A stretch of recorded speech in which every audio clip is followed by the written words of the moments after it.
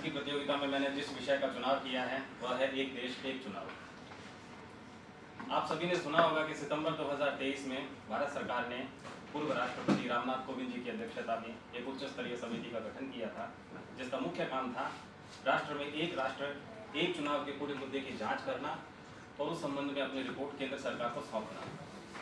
इस समिति ने अभी हाल ही में देश के विभिन्न समूहों से और विधि आयोग से चर्चा की है और संभवतः इसीलिए यह मुद्दा चर्चा में भी है और आज की प्रतियोगिता का विषय भी।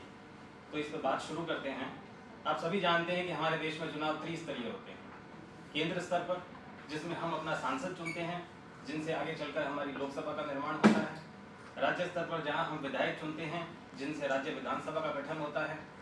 और स्थानीय स्वशासन स्तर पर, जहां हम सरपंच और पार्षद चुनते हैं, जिनसे हमारी पंचायती राज संस्थाओं का गठन होता है। यदि एक देश एक चुनाव का आदर्श अर्थ लिया जाए तो लोकसभा के साथ साथ सभी राज्यों के विधानसभा चुनाव और पंचायती राज संस्थाओं के चुनाव भी एक साथ करवाए जाने चाहिए। यानी कि 5 साल में किसी एक दिन में अपने घर से निकलूं और उसी दिन 3 ईवीएम मेरे सामने रखी जाएं। एक में मैं अपना सांसद चुनूं, एक में अपने क्षेत्र का विधायक और एक में अपने क्षेत्र का सरपंच। लेकिन रामनाथ कोविंद जी की अध्यक्षता में जो समिति बनी है वह उन संभावनाओं की तलाश कर रही है जिसमें लोकसभा के साथ साथ केवल सभी राज्यों के विधानसभा चुनाव करवाए जाएंगे। तो क्या ये इस राष्ट्र की ये नई बात है? नहीं। इस देश के जो पहले 4 आम चुनाव हुए थे सन 1952, 57, 62 और 67, उनमें लोकसभा के साथ सभी राज्यों के विधानसभा चुनाव करवाए गए थे। किंतु आगे चलकर 7 बार लोकसभा को समय से पूर्व भंग किए जाने और कई राज्यों की विधानसभा अलग अलग कारणों से अलग अलग समय पर समय से पूर्व भंग किए जाने के कारण ऐसी स्थितियां बनी कि अभी 2024 में जो लोकसभा चुनाव हुए थे उसमें केवल 4 राज्यों आंध्र प्रदेश, उड़ीसा, सिक्किम और अरुणाचल प्रदेश के चुनाव ही हो सके। तो ऐसा क्या है कि क्या फायदे इस भारतीय लोकतंत्र को हो जाएंगे कि यदि एक देश एक चुनाव करवा लिया जाए? जो सबसे पहला फायदा है वो है, जिस पर जो निर्विवाद है, कि एक मतदाता सूची का निर्माण।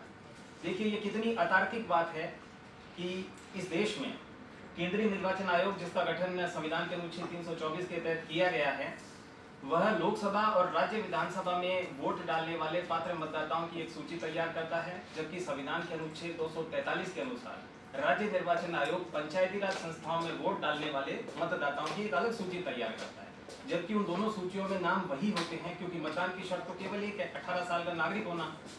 तो दोनों ही आयोग एक ही सूची को तैयार करने में अपना श्रम, समय, ऊर्जा क्यों जाया करें? तो सबसे पहली बचत और सबसे पहला फायदा जो होगा वो यही होगा कि देश में एक मतदाता सूची का निर्माण होगा। दूसरा फायदा होगा नीतिगत पंगुता का समाप्त होना। हम सब जानते हैं कि चुनावों की घोषणा होते ही आदर्श आचार संहिता लग जाती है और केंद्र सरकार संबंधित राज्य में किसी नई परियोजना की घोषणा नहीं कर पाती या कोई नया काम शुरू नहीं कर पाती। अब 5 साल में एक बार यदि ऐसा हो तो ठीक है, लेकिन अलग अलग मौकों पर 5 साल में कई बार यदि ऐसी नीतिगत पंगुता या पॉलिसी पैरालिसिस आएगी तो ये देश के लिए कुछ अच्छी बात नहीं है। एक और फायदा स्टाफ की समस्या जिससे हम जूझ रहे हैं उससे भी राहत मिलेगी, क्योंकि हम सब जानते हैं चुनाव आयोग के पास अपना कोई इतना स्टाफ तो होता नहीं है।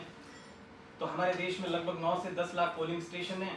उन पे यदि आप पीठासीन अधिकारी, सहायक पीठासीन अधिकारी, बूथ लेवल ऑफिसर, केंद्रीय अर्धसैनिक बलों के जवान, इन सबको मिला लें तो मोटा मोटी 1 करोड़ के लगभग लोग चुनावी ड्यूटी में रहते हैं।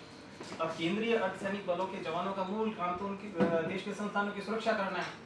यदि वो चुनावों में लग जाएंगे, अध्यापकों का काम पढ़ाना है, यदि वो अध्यापन छोड़ ज्यादा 5 साल में ठीक है एक बार अगर उनका काम बाधित हो, लेकिन अगर अलग अलग मौकों पर बार बार होता रहेगा तो फिर हमें प्रशासनिक एक अकुशलता का सामना करना पड़ेगा। हम उन कर्मचारियों से उतना वो ले नहीं पाएंगे।